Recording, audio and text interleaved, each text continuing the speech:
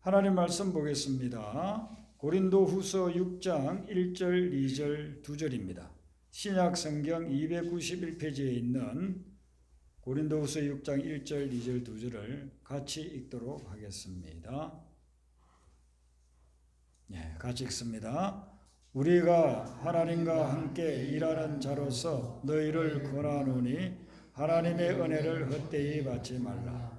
이르시되 내가 은혜 베풀 때에 너희에게 듣고 구원의 날에 너를 도왔다 하였으니 보라 지금은 은혜 받을 만한 때 보라 지금은 구원의 날이로다. 아멘.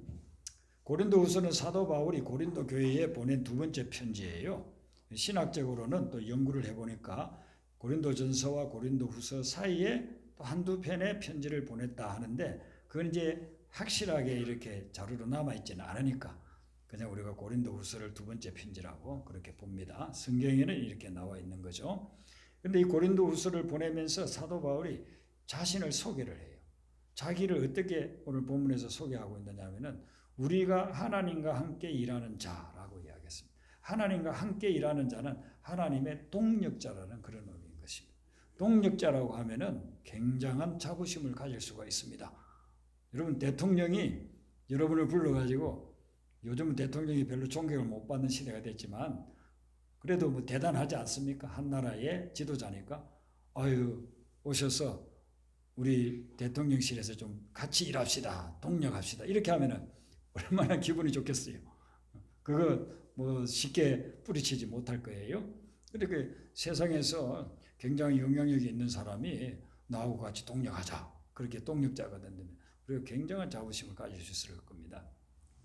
그런데 사도 바울 이야기는 우리가 예수님을 믿으면 예수님을 믿고 예수님의 제자가 되면 그때부터 하나님의 동력자라는 거예요. 사도 바울만이 아니고 오늘 사도 바울이 나는 혹은 나만 하나님과 함께하는 일하는 자다 동력자다 하지 않고 우리는 그랬어요. 우리가 여기서는 사도 바울이나 실라나 디모데나 그 당시 사역을 같이 했던 사람들이에요. 그런데 우리가 예수님을 믿고 하나님의 자녀가 되면 그때부터 하나님의 동력자가 되는 것입니다. 그러니까 여러분들이 스스로를 가소평가할 때가 많아요. 아유 나는 뭐 아직 예수 믿은 지 얼마 됐 나는 교회만 열심히 뭐 몇 년 다녔지 혹은 몇십 년 다녔지 아는 것도 없는데 이렇게 하면서 생각할지 모르지만 하나님께서 우리가 예수님을 믿고 하나님의 자녀가 되면 그 순간부터 하나님의 동력자가 된다라고 이야기하고 있습니다. 그러니까 여러분들이 영적인 정체성을 분명히 가지고 나는 하나님의 동력자다. 어디를 가더라도 나는 하나님과 함께 일하는 사람이다 하는 그런 정체성을 가지고서 살고 행동하는 것이 아주 중요해요. 성경에 보면은 하나님이 동력자로 불렀는데 반역자가 된 사람들이 있어요. 나하고 같이 일 좀 일하고 싶다 해가지고 하나님이 동력자로 불렀는데 동력자가 아니라 반역자로 그렇게 일한 사람들이 성경에는 여러 사람들이 나옵니다. 아간이라고 하는 사람은 이스라엘 백성들이 40년 광야 생활을 마치고 요단강 건너서 약속의 땅을 정복하기 시작할 때 얼마나 이제 중차된 40년 동안 기다린 그런 일들 아닙니까? 하나님의 놀라운 일들이 일어날 텐데 그 정복하러 나가고 여리고성을 정복하고 나가는데 이 아간이라고 하는 사람이 동력자로 출발을 했는데 동력자가 아니라 반역자가 되어버려요. 자기가 좋아하는 그런 물건을 훔쳐가지고 숨겨놓고 그로 인해 가지고 조그마한 아이성 전투에서 실패하고 맙니다. 동력자가 아니라 반역자가 되어서 아군이 엄청나게 그렇게 피해를 보게끔 그렇게 만들어버리는 것이죠. 신약 성경에 오면 예수님이 제자들 12명을 하나하나 가면서 베드로와 야고보와 요한 이렇게 마태 다 불러가지고 동력자로서 동력자. 너는 하나님의 나라를 위한 동력자다. 그렇게 했는데 가룟 유다는 예수님 십자가 전에 예수님 배반해버리는 거예요. 반역자가 돼버리잖아요. 성경을 우리가 유심히 보면은 하나님의 동력자로서 끝까지 쓰임받은 사람이 그렇게 많지 않은 걸 보세요. 중간에 그냥 반역을 해버리는 것이죠. 아나니아와 삽비라 보세요. 아나니아와 삽비라 성령의 충만함이 있으니까 이 부부가 교회에서 참 열심히 사역하고 예루살렘 교회가 든든하게 세워져 나가고 있었습니다. 그리고 뭐 헌신했어요. 자기 재산을 반을 탁 잘라가지고 내놓을 정도로 대단합니다. 여러분 내 재산이 10억이다 하는데 5억 내놓기가 쉽지 않은 거거든요. 그런데 이 사람들은 그렇게 헌신까지 했어요. 그런데 하나님을 속였어요. 자기를 드러내려고 과시하려고 다 숨겨놓고서 일부분 드리고서는 생색낸 겁니다. 반역을 한 겁니다. 그래서 그들은 오히려 생명이 거기에서 끝나고 마는 그런 결과들을 볼 수 있는 것이죠. 여러분, 우리가 하나님을 믿는 순간부터 그때부터 여러분들이 하나님의 동력자라는 생각을 가지고 이 사명감을, 주님께서 주신 이 사명감을 변함없이 끝까지 잘 감당하시기를 바랍니다. 우리가 와서 예배 드리지만은 일주일에 한 번씩밖에 우리는 지금 못 만나고 있지만은 이렇게 와서 예배를 드릴 때 우리가 하나님의 동력자로서 이 예배에 참여하고, 그리고 한 주간 동안 예배가 마치고 나서 한 주간 동안 세상에서 살아나갈 때는 내가 하나님의 대리하는 사람, 나를 통해서 나를 만나는 사람들이 하나님을 만날 수 있도록 그런 동력자의 삶을 여러분들이 살아가시기를 바랍니다. 이런 동력자. 그래서 사도 바울은 동력자, 우리가 하나님의 동력자고 너희들도 하나님의 동력자다. 그러면서 동력자가 같은 동력자에게 근면하는 말씀이 있어요. 너희를 권하노니 그랬습니다. 근면하는 말씀이 있는데 하나님의 은혜를 헛되이 받지 말라라고 이야기합니다. 여기서 너희는 고린도 교회 교인들이죠. 그런데 그 고린도 교회 교인들은 구원의 입장에서 본다고 한다면 두 부류로 나눌 수가 있었어요. 고린도의 교인이 뭐 몇 명인지 정확하게 성경에 기록되어 있지는 않지만 아마 한 수백 명 됐다고 치자고. 그 수백 명 중에서 매주일마다 교회 와서 예배드리고 또 교회를 위해서 봉사하고 전도하는 사람들도 있고 이렇게 한데, 그 사람들을 구원의 관점에서 딱 본다고 할 때는 두 부류로 나오는 것입니다. 한 부류는 예수 믿고 구원받은 사람, 한 부류는 교회는 오지만 구원받지 못한 사람, 이렇게 나눌 수 있는 겁니다. 그게 이 너희에 포함이 되어 있는 겁니다. 그러니까 구원받은 사람도 하나님의 은혜를 헛되이 받지 말고 구원받지 못한 사람도 하나님의 은혜를 헛되이 받지 말라. 하나님의 은혜를 헛되이 받는다는 것은 뭡니까? 하나님의 은혜를 받았는데 하나님의 은혜를 받은다 작게 살지 않는 것. 하나님의 은혜를 받았는데 그걸 하나님의 은혜와 다르게 행동해 나가는 것. 이런 것들이 하나님의 은혜를 헛되이 받는 거라고요. 그래서 하나님의 은혜를 헛되이 받지 않으려고 하면은 먼저는 뭐냐면은 교회는 나오지만 예수를 믿지 않는 사람들, 예수를 믿는다고 말은 하면서도 삶은 전혀 예수님의 제자의 삶을 살지 않는 사람, 이런 사람들이 하나님이 구원의 은혜를 주셨다고 하면 그 구원을 받은 사람으로서 하나님의 자녀로서의 확신을 가지고 살아가라는 말이에요. 그게 이 구원받지 못하고 교회를 다니는 사람들이 하나님의 은혜를 제대로 받아야 될 이유인 것입니다. 손봉호 교수라는 분이 있잖아요. 뭐 안 믿는 사람도 이분을 더 잘 알 정도로 손봉호 교수는 참 유명한 분인데, 이분은 신학을 했는데 평신도 장로님이에요. 목회자가 되지를 않았어요.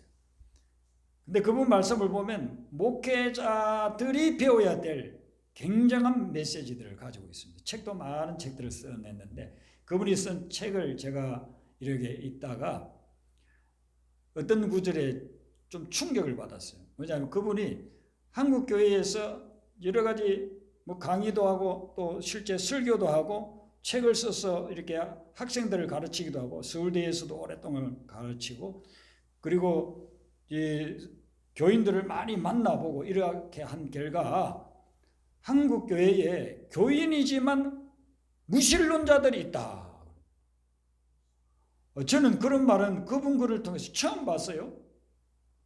교회 나오는데 분명히 교인이에요. 주일날은 예배도 드리고 또 종교적인 활동도 해요. 그런데 그 중에 무신론자들이 있다는 겁니다. 이분이 철학자니까 아주 예리한 눈으로서 본 거예요. 교인들을 쭉 보니까 이 사람은 신앙생활 하는데, 이 사람은 하나님을 받아들이고 구원받은 신앙생활 하는데, 이 사람은 하나님 믿는다고 하고 교회는 왔다 갔다 하는데 전혀 그 사람하고 대화를 나눠보고 삶을 보면 무신론자예요. 무신론자. 하나님 존재를 믿지를 않고 그렇게 신앙생활 한다고 왔다 갔다만 한다는 겁니다. 그분도 충격을 받았고 그걸 글로 써놨는데 제가 그걸 읽으면서 저도 충격을 받았어요. 여러분들 중에서는 한 분도 그런 분이 없는 줄로 믿습니다. 여러분들은 예수님을 마음에 믿고 예수님의 제자로서 삶을 살아갈 때 그 사람은 정말 하나님을 믿는 신앙인이고 무신론자라고 할 수가 없죠. 그런데 무늬만 그냥 예수 믿는 거예요. 예수쟁이에요. 교회는 왔다 갔다 하는데, 종교적인 활동을 왔다 갔다 하는데 실제 그 마음속에 예수님을 믿지 않아요. 예수님의 제자로서의 삶을 살지를 않아요. 그러면 그 사람은 무신론자라는 겁니다. 겉으로 보기에는 그렇지만 예수님이 이 땅에 왔을 때에 바리새인들이 그런 사람들이에요. 그들은 종교 활동을 너무 열심히 잘했어요. 일주일에 한 번씩 금식기도 하고 10의 1조 하나님 앞에 꼭 드리고 안식을 철저히 준수하고 절기가 되면 하나님 앞에서 헌신하고 이런 사람들이었어요. 그런데 예수님이 딱 보니까 이 사람들은 무신론자야, 무신론자. 그래서 바리새인 보고 뭐라고 하는 거야? 외식하는 자요. 하나님을 믿는 척은 하는데 하나님을 진짜 믿는 게 아니라는 겁니다. 그래서 사도 바울이 오늘 말씀합니다. 하나님의 은혜를 절대로 헛되이 받지 말아라. 하나님의 은혜를 받았으면 구원을 받고 그리고 구원받은 자답게 살아가라. 그게 은혜를 제대로 받는 거라는 것이. 우리가 예수님을 믿으면은 예수님 믿는 그것, 구원받았다는 그것만으로 끝나는 게 아니에요. 구원은 시작만 있는 것이 아니고 그게 과정이 있습니다. 처음에 예수님을 믿게 되면 그러면 우리는 중생 거듭난다고 하죠. 거듭납니다. 영적으로 다시 태어납니다. 그리고 난 후에는 성장해 나가야 돼요. 애가 처음에 태어났는데 태어난 거 보고 아이고 기쁘다 즐겁다 우리 가정에 아이가 태어났구나 그리고 끝 하면 안 되죠. 그 아이가 성장하는 과정에 우유도 먹여야 되고 아프면 병원에 데리고 가야 되고 잠을 못 자면 왜 잠 못 자나 하고서 그냥 얼리면서 재워야 되고 애를 키우는 그런 과정이 있어요. 그러면서 성장해 나가잖아요. 그래서 유치원도 가고 초등학교, 중고등학교, 대학을 가고 또 직장을 다니고 그렇게 하면서 성장해 나가고 사람으로 성숙해 가는 것처럼 우리의 신앙도 처음에 구원받아가지고 그냥 태어나는 그런 것으로만 끝나면 안 돼요. 그런데 많은 사람이 이 손봉호 교수님이 볼 때에는 태어난 정도에서만 끝나는 경우. 태어났는데 그 다음부터는 전혀 하나님의 자녀답지 않게 살아가고 있는 거예요. 그래서 교회 내에 무신론자들이 많다라고 이분은 그렇게 본 겁니다. 태어나가지고 아이가 자라고 성숙해져야 되듯이 우리의 신앙도 마찬가지입니다. 우리가 성결해져 가는 거예요. 성화되어져 가는 것입니다. 그래서 처음에 태어나면 중생, 거듭난 거죠. 그 다음에 점점 거룩해져 가고 예수님을 닮아가는 거, 그걸 성숙, 그걸 이제 신학적인 용어로는 성화라고 합니다. 성화, 거룩해져 간다는 겁니다. 그러다가 이 세상에서의 삶이 끝나고 주님 앞에 가면은요, 영화, 글로리피케이션이고 그래요. 영원히 영광스러운 그런 모습으로서 주님과 더불어서 살아가게 된다는 거예요. 이 모든 것이 구원의 과정인 것입니다. 그래서 이 사도 바울은 우리에게 이런 모든 영적 과정에서 계속 우리가 거룩해져 가야 되고 주님을 닮아가야 되고 성화되어져 가야 되기 때문에 하나님이 우리에게 그때그때마다 주는 은혜를 헛되이 받지 말고 그 은혜를 은혜답게 받아들이고 또 받은 은혜를 다른 사람들에게 베풀면서 살아가라.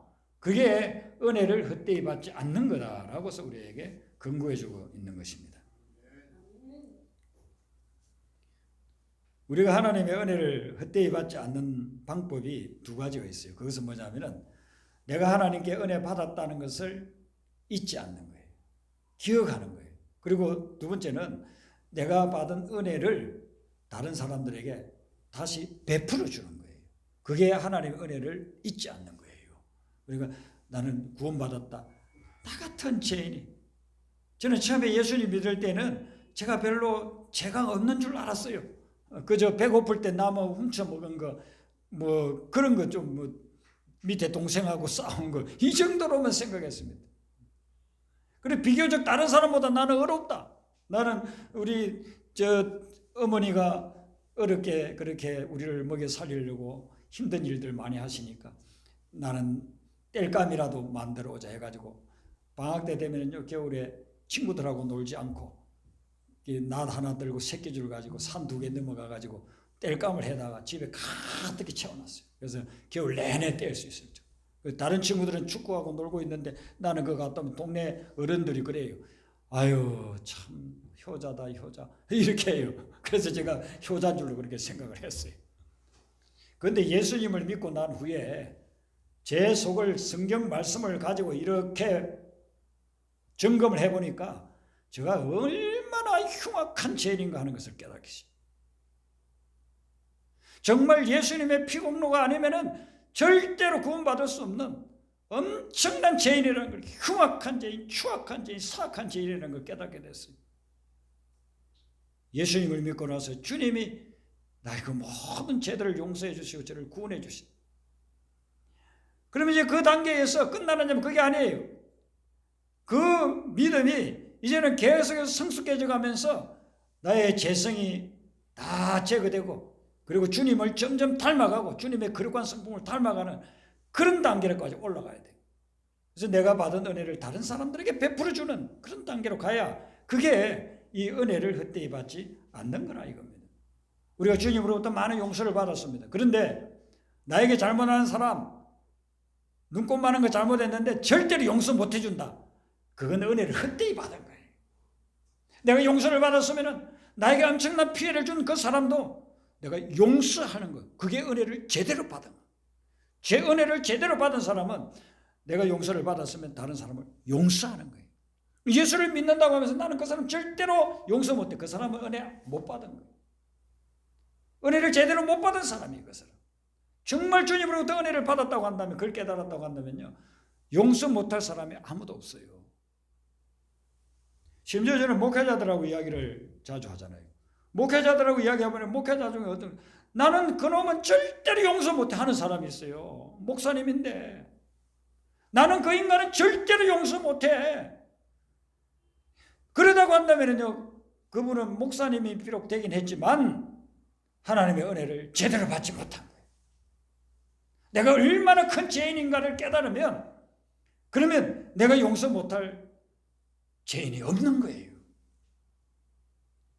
손양원 목사님이 자기 아들을 둘을 죽인 그 공산당원을 용서하고 양아들로 삼았다는데 저는 정말 이해가 안 되더라고요. 어떻게 그럴 수 있을까? 사람으로서, 감정을 가진 사람으로서 어떻게 그럴 수 있을까? 자기 아들을 둘이나 죽인 그 원수를, 정말 세상 말로 가서 찢어 죽여도 한이 풀리지 않을 그 원수를 어떻게 그것도 어려운데, 용서하는 것도 어려운데 그 아들을 양아들로 만들 수 있을까? 삼을 수 있을까? 저는 그 손양원 목사님의 글을 읽을 때마다요, 제가 가짜라는 걸 느껴요. 나는 가짜다. 나는 목사로서도 가짜고 나는 그리스도인으로서도 가짜다 하는 걸 갖다가 느껴요. 그분이 연세가 뭐 200살을 살아서 그렇게 도를 통해서 그렇게 하신 것도 아니에요. 그분은 지금 보니까 뭐 50세도 거의 못 되던 그 시대에 그렇게 했어요. 얼마나 대단합니까? 예.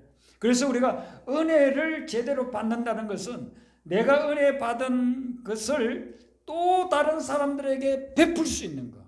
그럴 때 그게 은혜를 제대로 받은 게 되는 것입니다. 그러지 않으면 우리가 은혜를 제대로 받는 것이 못 되는 것입니다.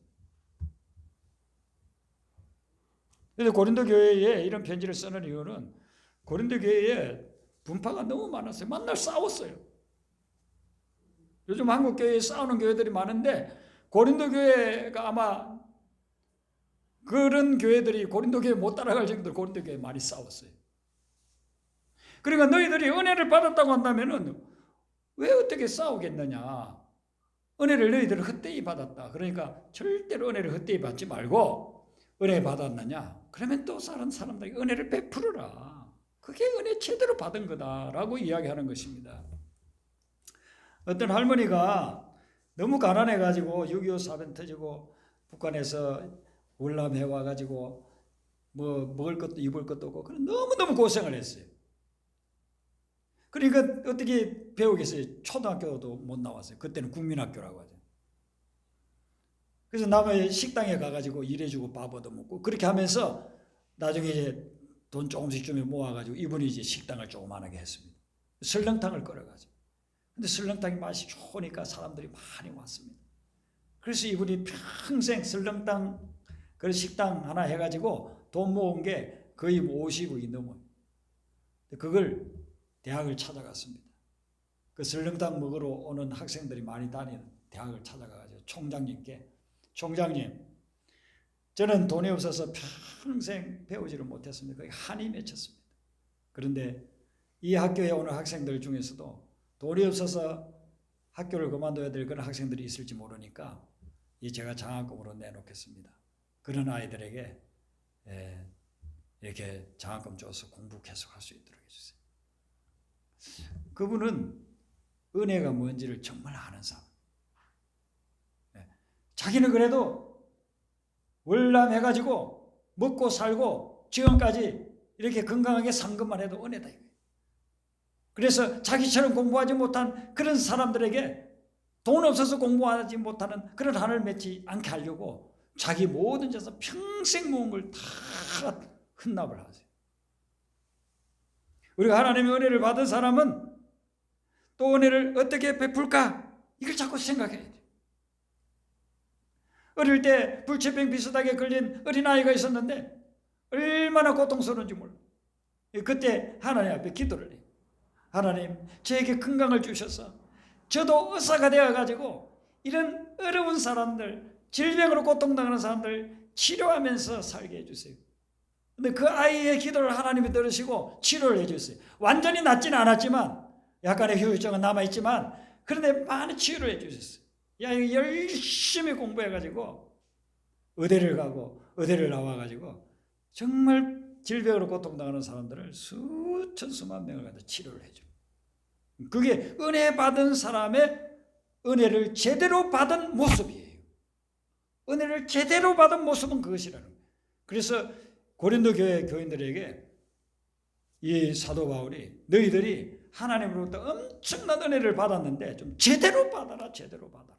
제대로 받아라는 것은 뭐 받는 것을 그냥 거룩한 모습을 해가지고 받는 그걸 의미하는 게 아니고 은혜를 받은 대로 은혜롭게 살아가라. 은혜 베풀면서 살아가라. 이 메시지가 여기 들어있는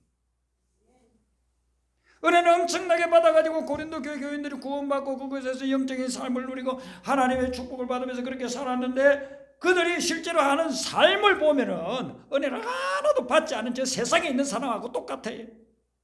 세상에서 그냥 돈 몇 푼 때문에 그냥 쥐어받고 박치기하고 터지는 그런 모습이 교회 내에 그대로 있는 거예요. 믿는다고 하면서 하나님으로부터 은혜 받았다고 하면서 그런 모습이 그대로 있는 거예요. 너희들이 하나님의 은혜를 헛되이 받지 말아라. 이렇게 이야기하고 있는 것이죠. 그러면서 우리가 은혜를 지금 이 순간에 받아야 된다고 우리에게 권고하고 있어요. 2절 하반절 보세요. 유명한 구절이잖아요. 교회 나오면 이 말씀 수십 번 들었잖아요. 보라 지금은 은혜 받을 만한 때요. 보라 지금은 구원의 날이로다. 여기서 지금은 뭘 이야기하느냐 하면은 크게 보면 예수님이 오셔가지고 다시 재림하실 때까지를 지금이라고 봅니다. 이건 이제 신학자들이 성경을 연구하면서 그렇게 보는 겁니다. 근데 이 말씀대로 그냥 받아들이면 지금 현재 이 순간을 말하는 거예요. 사도 바울이 이 편지를 쓰는 순간, 또 이 편지를 받아가지고 고린도 교인들이 읽는 순간, 그것이 기록되어져서 지금 2000년 동안 우리에게 왔는데 우리가 이 성경 말씀을 읽는 순간, 제가 여러분들에게 이 말씀을 가지고 설교를 전할 때 이 설교를 듣는 순간, 이 순간이 바로 지금이에요. 그러니까 바로 지금 은혜를 받으라는 겁니다. 여러분들이 지금은 은혜 받을 만한 때인 줄로 믿으시길 바랍니다. 바로 지금 은혜를 받아야 돼요. 오늘 하루 은혜를 받아야 돼요. 또 내일이 다가와요. 내일이 오늘이 될 때 그날 또 여러분들이 은혜를 받아야만 된다 이거예요. 그걸 지금 사도 바울은 우리에게 근거를 하고 있는 것입니다.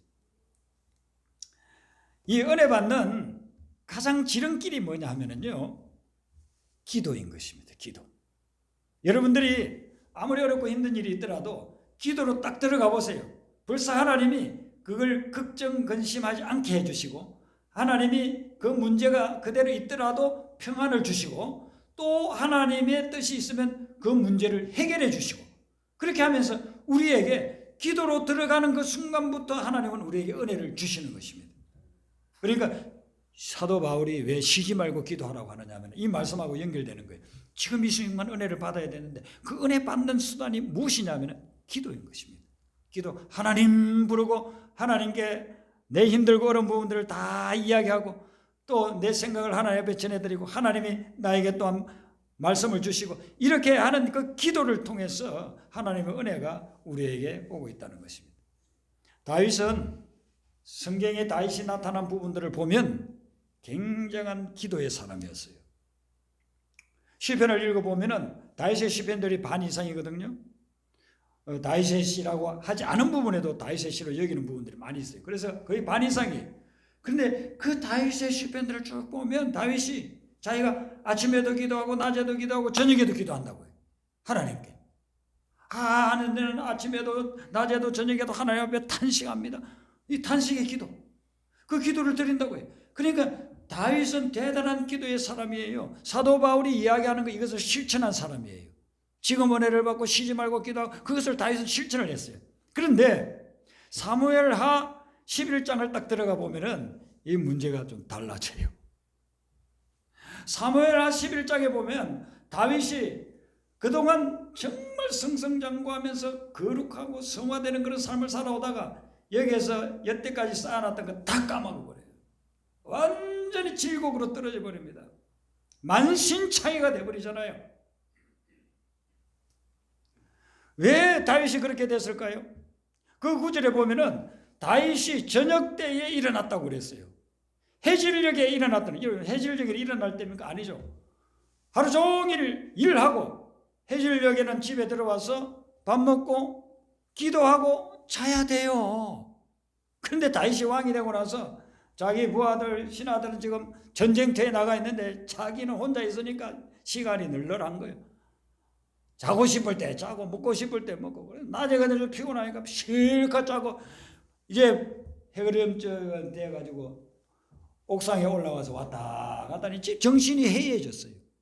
원래는 자기가 기도하는 시간이라니까요. 근데 기도하지 않는 거예요. 하나님하고 연결이 안 되는 거예요. 그러니까 눈에 들어오는 게 저기서 여자가 목욕하는 게 뭐 그때 그냥 잘못된 생각이 싹 마음에 들어온 겁니다. 그리고 범죄하고 그 이후로 다윗은 죽을 때까지 그 죄 지은 죄의 형벌을 받는 걸 볼 수가 있어요. 다윗이 아침에도 기도하고 전심에도 기도하고 저녁에 기도하고 시간을 정해놓고 기도하고 지금 이 시간 하나님이 주시는 은혜를 삼으면서 그렇게 살 때는 그걸 흔들리지 않았어요. 사울이 그를 죽이려고 해도 하나님이 보호해주고 몇 분이나 죽음의 위기에 있어도 하나님이 다 은혜를 베풀어줘서 보호해주고 살아나요.